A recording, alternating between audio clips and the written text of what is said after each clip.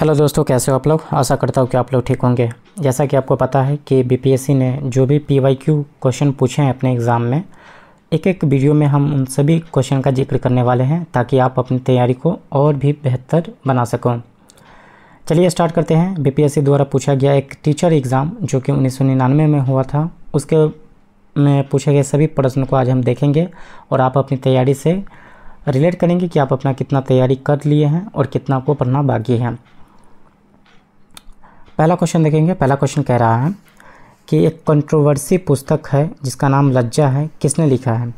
तो इसके लेखक है तस्लीमा नसरीन ने। किसने लिखा है? तस्लीमा नसरीन ने।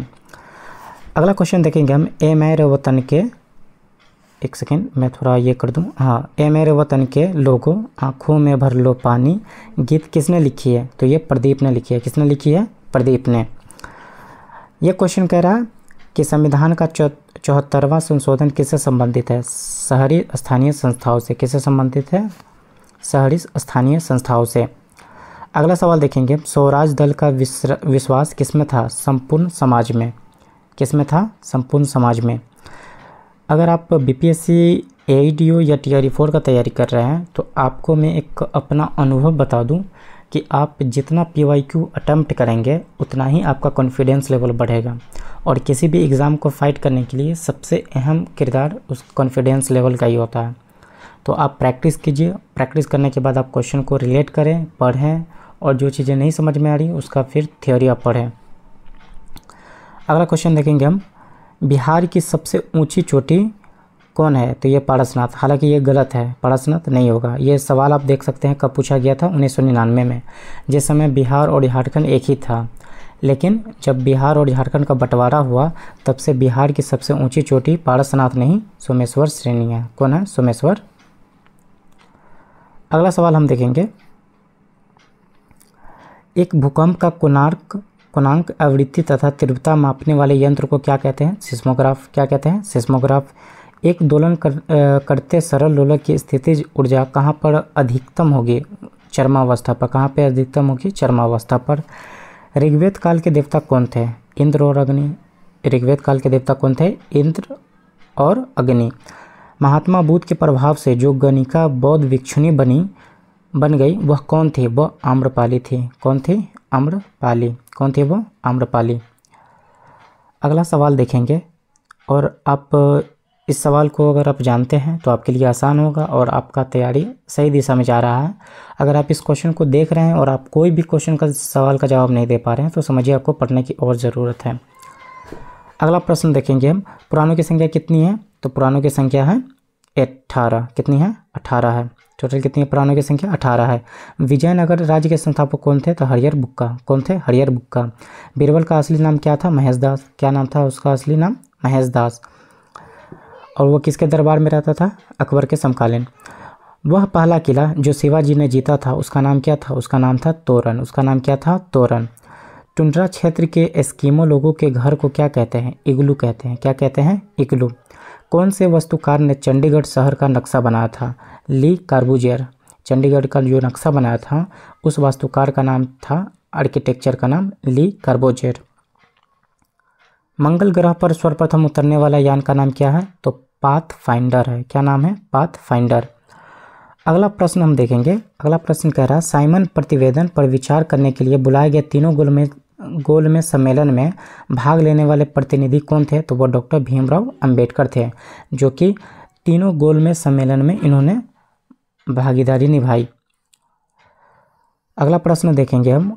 वर्शिपिंग फाइल्स गोड्स शीर्षक पुस्तक किसने लिखी है? तो अरुण शौरी ने। किसने लिखी है? अरुण शौरी ने। तालिबान क्या है? तो एक कट्टरपंथी संगठन है जो अभी वर्तमान में अफ़गानिस्तान में सत्ता में काबिज है और यही अफ़गानिस्तान का नेतृत्व कर रहे हैं। अगला प्रश्न देखेंगे हम। दी ट्रम्प ऑफ मार्केट इकोनॉमिक्स पुस्तक किसने लिखी है? तो अमर्त्य सेन ने। अमर्त्य सेन की एक पुस्तक है जिसका नाम है दी ट्रम्प ऑफ मार्केट इकोनॉमिक्स। अगला प्रश्न देखेंगे। वह पहला भारतीय जो अंतरिक्ष की परिक्रमा कर सका कौन था? वो भारत के राकेश शर्मा थे। व्याग्रा नामक औषधि किस लिए प्रयोग होती है? तो पुरुषों की नपुंसकता मिटाने के लिए। अगला प्रश्न हम देखेंगे। अगला प्रश्न कह रहा है कि समुद्र तल से नीचे दुनिया के सबसे निचले भाग का कौन सा देश स्थित है? उसका नाम है हॉलैंड। क्या नाम है? हॉलैंड। बूझे चूने का रासायनिक सूत्र क्या है? CaOH2। राष्ट्रीय गान जनगण मन के प्रणेता कौन थे? रविंद्रनाथ टैगोर। कौन थे? रविंद्रनाथ टैगोर। आप कहेंगे कि ये बहुत ही ईजी क्वेश्चन है और BPSC इस तरह का क्वेश्चन पूछता है, तो कभी कभी आप ईजी क्वेश्चन में ही बहुत सारा टाइम टेकल लगा लेते हैं, तो इसलिए ईजी क्वेश्चन छोड़े नहीं। BPSC ने खुद इसे पूछा है और BPSC एक ऑटोनॉमस बॉडी है, वो बहुत ही बेहतरीन सवाल पूछता है अपने एग्ज़ाम में। अगला प्रश्न देखेंगे, सुपर कंप्यूटर परम 10,000 को विकसित करने का श्रेय किसे जाता है? तो डॉक्टर विजय P भाटकर को। अब इसमें कंप्यूटर से भी संबंधित प्रश्न है, विज्ञान से संबंधित प्रश्न है, भूगोल से संबंधित है, इतिहास से संबंधित है। इसमें सारा विषय को कंक्लूजन करके पूछा गया है। वहीं TRE जो 4 होने वाला है 2025 सितंबर में नोटिफिकेशन आउट होगा, तो इसमें आपको अलग अलग विषय कहेगा पढ़ने के लिए, जैसे EVS हो गया, ज्योग्राफी हो गया, हिस्ट्री हो गया, भारतीय राष्ट्रीय आंदोलन हो गया। और भारतीय राष्ट्रीय आंदोलन तो पढ़ना ही है, फिर उसमें बिहार को भी कोरिलेट करके पढ़ना है। तो इस तरह के प्रश्न पूछते हैं BPSC। अगला सवाल हम देखेंगे, दिल्ली को भारत की राजधानी कब घोषित किया गया? 1911 में। कब घोषित किया गया? 1911 में। यदि पूंजी स्टॉक अस्थायी है तो मूल्य ह्रास कितना होगा? 0 होगा। कितना होगा? 0 होगा। जिस संवैधानिक संशोधन के अंतर्गत सिक्किम का भारतीय संघ में 22वें राज्य के रूप में विलय हुआ, वह कौन सा संशोधन था? 36वां था। और अभी हाल ही फिलहाल 130वां संशोधन बिल अमित शाह द्वारा पेश किया गया है लोकसभा में। और इस बिल का मेन मोटिव है कि जो PMLA यानी कि जो PM, CM या MLA होंगे, जिस पर क्रिमिनल चार्जेस ही होंगे या FIR दर्ज होगा या क्रिमिनल केस का उस पर केस फाइल होगा, उसको 30 दिन अगर वो हिरासत में रहता है तो वो उस पद का मोरेलिटी के तौर पे त्याग देंगे, इस्तीफ़ा देंगे। अगला प्रश्न हम देखेंगे। अगला प्रश्न कह रहा है कि कन्फ्यूशियस का असली चीनी नाम क्या था? उसका नाम था कुंजजो। क्या नाम था? कुंजजो। ये BPSC द्वारा पूछा गया प्रश्न है। आप समझ सकते हैं कि जब 1999 में इस तरह का प्रश्न पूछता है BPSC, तो अभी भी उसी से संबंधित आपको पढ़ना है सारे विषय को, ताकि आप अपना एग्ज़ाम अच्छे से पास कर सको। अगला प्रश्न है, किसके हृदय में 3 भाग होते हैं? मेढक के हृदय में कितने भाग होते हैं? 3 भाग होते हैं। पेप्सिन किसको बदल देता है? प्रोटीन को एमिनो अम्ल में। यह विज्ञान से संबंधित प्रश्न हो गया।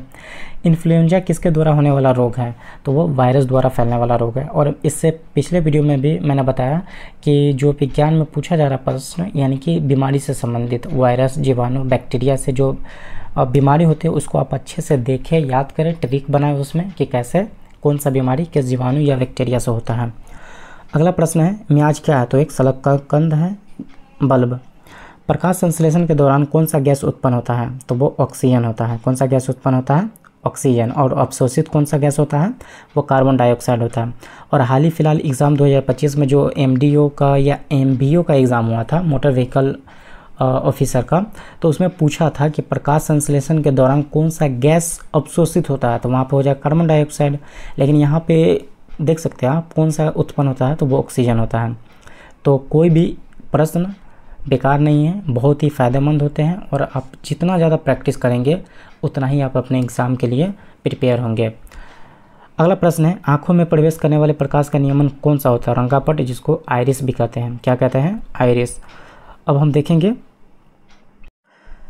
यहाँ पे देख रहे होंगे कि जो प्रश्न है, कौन सा कण एक परमाणु के द्रव्यमान को निर्धारित करता है? तो न्यूट्रॉन और प्रोटॉन। नाभिकीय रिएक्टर में भारी जल का प्रयोग क्यों होता है? ध्रुव न्यूट्रॉनों की गति को कम करने के लिए। पृथ्वी की प्रॉपर्टी में सबसे बहुमूल्य तत्व क्या है? तो वो है ऑक्सीजन। कौन सा तत्व है? ऑक्सीजन है। न्यूट्रॉन की खोज करने वाले कौन थे? James Chadwick. कौन थे? James Chadwick. और ये बहुत ही प्रश्न अच्छे हैं, ये अभी भी एग्ज़ाम में पूछे जाने वाला प्रश्न है, तो आप किसी प्रश्न को नज़रअंदाज ना करें। जितना क्वेश्चन को आप अटैम्प्ट करेंगे उतना ही आपके लिए बेनिफिशियल साबित होगा। अगला प्रश्न हम देखेंगे। अगला प्रश्न कह रहा है, तत्वों जिनमें विभिन्न नाभिकीय आवेश है परंतु समान द्रव्यमान संख्या, उसे क्या कहते हैं? उसे समभारिक कहते हैं। क्या कहते हैं? उसे समभारिक कहते हैं। केंद्रक का इसके न्यूक्लियन से गठन में क्या होता है? द्रव्यमान में घटाव। क्या होता है? द्रव्यमान में घटाव। ऑक्जेलिक अम्ल घोल के विरोध कॉस्टिक सोडा घोल का अनुमापन के लिए अच्छा सूचक है वो है फेनोल्फथालीन। यदि एक लोह तार को कॉपर सल्फेट के घोल में रखा जाता है तो क्या होगा? तांबा अवक्षेपित होगा। क्या होगा? तांबा अवक्षेपित होगा। अगला प्रश्न देखेंगे हम, जल के क्वथनांक को किस तापक्रम के रूप में परिभाषित किया जाता है? जल का वाष्प दाब वायुमंडलीय दाब के क्या होगा? बराबर होगा। जब किसी घोल का एक अर्ध परागम्य द्वारा उसके विलायक से पृथक किया जाता है तो इस घटना को क्या कहते हैं? इसे प्राशन कहते हैं। जल स्नेहक कोलाइडी को किस रूप में जाना जाता है? द्रव स्नेही के रूप में। किस रूप में जाना जाता है? द्रव स्नेही के रूप में। पुरातात्विक खोज को दिनांकित करने में कौन सा तत्व समस्थानिक का प्रयोग होता है? तो वो होता है कार्बन का। हीरा क्या है? हीरा शुद्ध कार्बन है। हीरा क्या है? शुद्ध कार्बन है। अगला प्रश्न देखेंगे हम, ये सब बीपीएससी द्वारा पूछा गया प्रश्न है। आप इसको जितना ज़्यादा प्रैक्टिस करेंगे उतना ही आपके लिए बेनिफिट होगा। प्रश्न कह रहा है कि इलेक्ट्रॉन का हानि उपचयन एक सेल एनोड पर जो प्रक्रम होता है उसे क्या कहते हैं? उसे उपचयन कहते हैं। क्या कहते हैं? उसे उपचयन। नाइट्रोजन का स्थिरीकरण करने में समर्थ एक मुक्त जीवित जीवाणु कौन है? तो वो है अजेटोवेक्टर। फुफुंदी में संचित खाद्य पदार्थ क्या है? ग्लाइकोजन एवं तेल की गोलिका पापावर। ग्लाइकोजन एवं तेल की गोलिका है। अगला प्रश्न देखेंगे हम, अफीम कहाँ से पाया जाता है? तो अफीम पापावर सोमनीफेरम से। प्रकाश संश्लेषण में पहला सोपान क्या है? जल का प्रकाश अपघटन। क्या होता है? जल का प्रकाश अपघटन। कौन ग्लाइकोलिसिस एवं क्रैब चक्र के बीच कड़ी है? तो एसिटाइल सह एंजाइम। अगला प्रश्न देखेंगे हम, भारत में सबसे बड़ा स्पेंटेरियम कहाँ है? तो सबसे बड़ा स्पेंटेरियम कहाँ है? कोलकाता में है। पक्षियों की हड्डियाँ कैसी होती है? तो वो वातिल होती है, यानी खोखली टाइप होती है। मानव मूत्र में कौन सा विटामिन का उत्सर्जन होता है? विटामिन सी का होता है। विटामिन B6 की कमी से मानव में क्या होता है? रक्तलापता होता है। लार परिवर्तित कहाँ से होता है? श्वेतसार से माल्टोज में। पेप्सिन किसका उदाहरण है? एंजाइम का। पित्त रस का मुख्य कार्य क्या होता है? पित्त रस का जो मुख्य कार्य होता है वसाव को एंजाइम द्वारा पाचन करवाना। एक स्वाभाविक मानव में 1 मिनट में कितनी बार खांस लेता है? 14 से 18 बार। 1 मिनट में वो कितनी बार खांस लेता है? 14 से 18 बार। किसको रक्त नहीं है फिर भी श्वसन करता है? वो हाइड्रा है।